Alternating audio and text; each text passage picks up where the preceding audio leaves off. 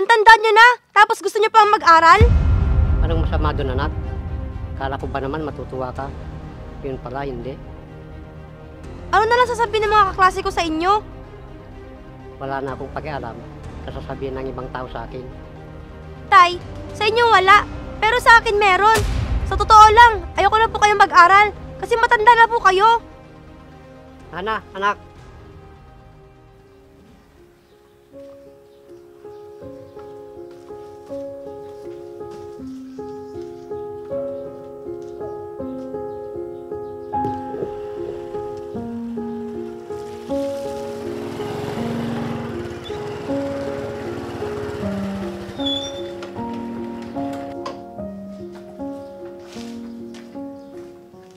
Hana, nakita mo ba si tatay? Nagpaalam siya kuya, napupunta daw siya sa bukid. Siya nga pala, gusto mo bang mag-aral? Oo naman kuya, gusto ko pong makapagtapos ng pag-aaral katulad mo. Anong kursong kukunin mo sa darating na pasukan? Gusto ko po sana maging guro kuya. Pangarap ko kasing magturo sa mga bata. Maganda yung naisip mo. Basta mag-aral ka lang ng mabuti. Pangako ko kuya na mag-aaral ako mabuti kasi idol kita. Mabuti naman kung ganon. Alam mo naman na malaking sakripisyo ni tatay nung nag-aaral pa ako. Oo kuya, nakita ko yun. Kawawa nga si tatay. Ang dami niyang alagang mga baka noon. Oo nga. Lahat nabenta niya para makapagtapos lang ako ng pag-aaral. Mabuti na lang, masipag si tatay. Tapos, maaga pang nawala si nanay. Buti na lang hindi siya sumuko. Tama ka dyan, pero ang hirap ng walang nanay no kuya. Mabuti na lang andyan si tatay. Siya yung tumayong nanay at tatay natin. Pero kuya, parang may napapansin ako kay tatay. Ano naman yun, Hana? Palagi ko siya nakikita nagbabasa ng mga dati mong libro, kuya.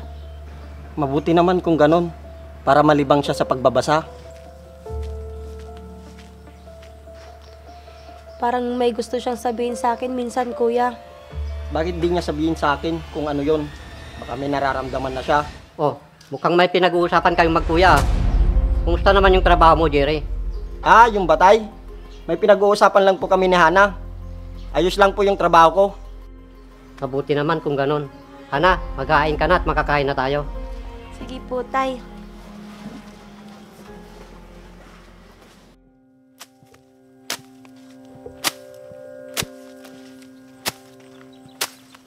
Oh, Mang Romeo. Oh, Masong, saan ka galing? Diyan lang, binisita ko lang yung punla ko. Buti ka pa, malalaki na tong mga palay mo. Bakit kasi hindi ka sumabay sa akin sa pagtatanim? Sadyang mabilis ka lang talaga magtrabaho, Mang Romeo. Masong, matanong ko lang, wala ka na bang balak mag-aral? Kahit gustuin ko man mag-aral, Mang Romeo, wala akong sapat na pera para mag-aral ulit. Ako kasi, kahit may edad na, gusto ko pa rin makapagtapos ng pag-aaral. Ikaw kasi, Mang Romeo, pwede pang mag-aral. Kasi maganda lang trabaho ng anak mo. Tatanggapin pa kaya ako sa eskwelahan kung sakali? Oo naman, bakit hindi? Bata man o matanda, may karapatang mag-aral. Pero, di ko pa sinasabi sa mga anak ko na mag-aral ako ulit. Sabihin mo sa kanila, hindi naman masama mag-aral. Nahihiya akong magsabi sa kanila, lalo na't mag-aaral yung isa kong anak na si Hana. Ayos lang yun. Total, malaki naman sinasahod ng anak mo. Sabihin mo na sa kanila. Kukuha lang ako ng tiyempo para sabihin kay Jerry. Baka ayaw nila kasi akong pag-aralin kasi matanda na ako. Mang Romeo, huwag kang mahiyang sabihin sa mga anak mo na gusto mo pang mag-aral. Ako siguro, hanggang dito na lang ako sa pagsasaka. Huwag mong nilalang ang pagsasaka, Masong. Kasi diyan tayo nabubuhay. At isa pa, marangal na trabaho yan. Tama ka dyan, Mang Romeo. Di mo ba alam? Dahil sa pagsasaka, kaya nakatapos ng kolehiyo ang anak kong si Jerry. Oo nga pala. Buti ka pa. May pangarap ka pa sa buhay. Huwag kang mawala ng pag-asa, Masong. May awang Diyos sa atin. Tama po kayo, Mang Romeo. Mukhang mainit na, Masong. Tara, uwin tayo. Sige po.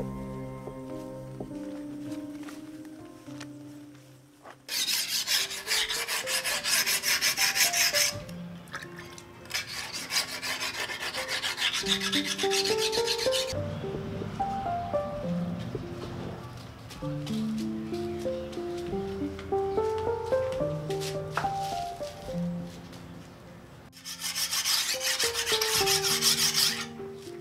na yung pagkakataon kong sabihin sa kanya na gusto kong mag-aral ulit. Sana pumayag siya.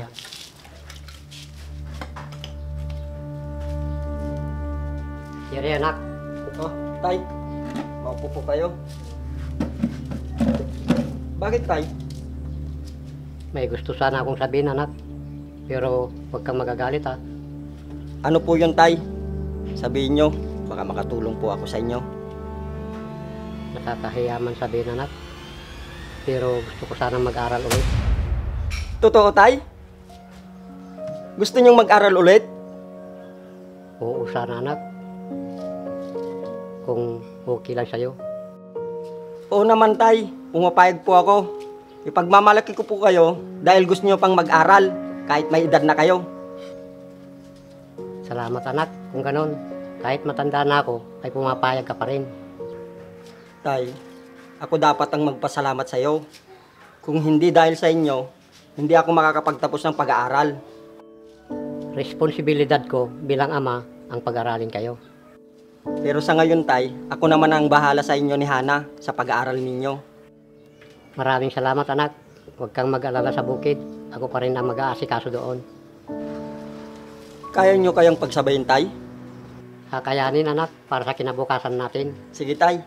Salamat, anak.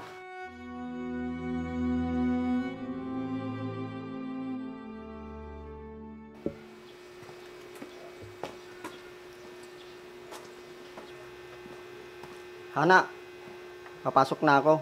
Pagsabi na lang kay tatay. Opo kuya, mag-ingat po kayo. Siya nga pala, may sinabi na ba sa'yo si tatay? Wala pa naman kuya. Ano po yun? Gusto daw niya ulit mag-aral. Anong sinabi mo kuya? Gusto mag-aral ulit ni tatay? Bakit? May problema ka ba doon? Kuya, nag-iisip ba si tatay?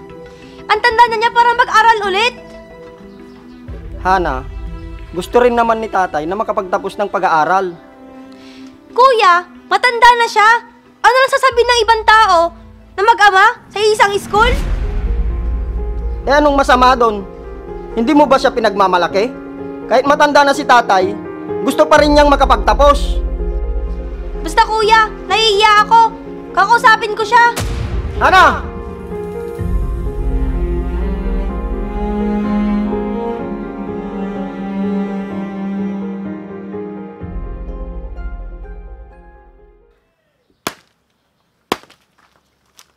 Tay, pwede ko po ba kayo makausap? Ano yun, anak? Totoo ba yung sinabi ni kuya na gusto niya mag-aral? Oo, sana. May problema ba doon, anak?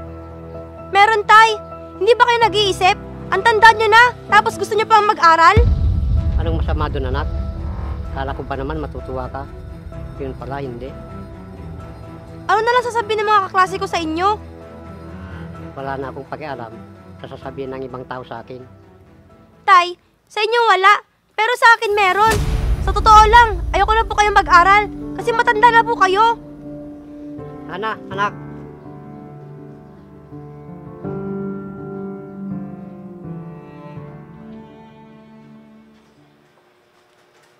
Hana, pwede ba tayong mag-usap? Bakit kuya? Tungkol sana kay tatay. Siguro nagsumbong sa'yo si tatay. Hana, bakit ka ganyan kay tatay? Hindi ka ba natutuwa para sa kanya? Hindi na kuya. Ano lang sasabihin sa akin ng mga ibang tao? Mag-ama papasok sa school? Nakakahiya. Ayaw na talaga ni Hana na mag-aral pa ako ulit. Sige, kung yun ang ikabubuti mo, hindi na ako mag-aaral. Hindi ka ba nahihiya kung sinasabihan si tatay ng ibang tao na hindi siya nakapagtapos ng pag-aaral? Pero kuya, Wala nang pero-pero. Kung gusto mong mag-aral, sumunod ka sa amin. Pero kung ayaw mo, pag-aralin mong sarili mo.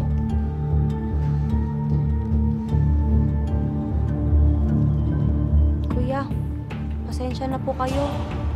susuportahan ko si tatay kahit anong sabihin mo.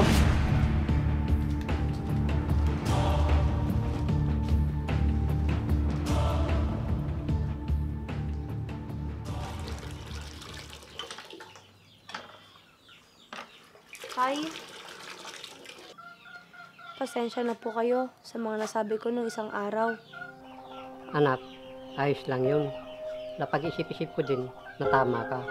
Matanda na ako para mag-aral pa ulit. Kaya kahit gustuin ko mag-aral, magpaparaya na ako para walang masabi sa'yo ang ibang tao. Tay, ayos na po sa akin na mag-aral po kayo ulit. Napag-isip-isip ko po na walang edad sa pag-aaral. Basta gusto mo at desidido ka. Sigurado ka ba dyan sa sinasabi mo, anak? Opo, Tay. Pasensya na po ulit sa mga sinabi ko. Salamat, anak.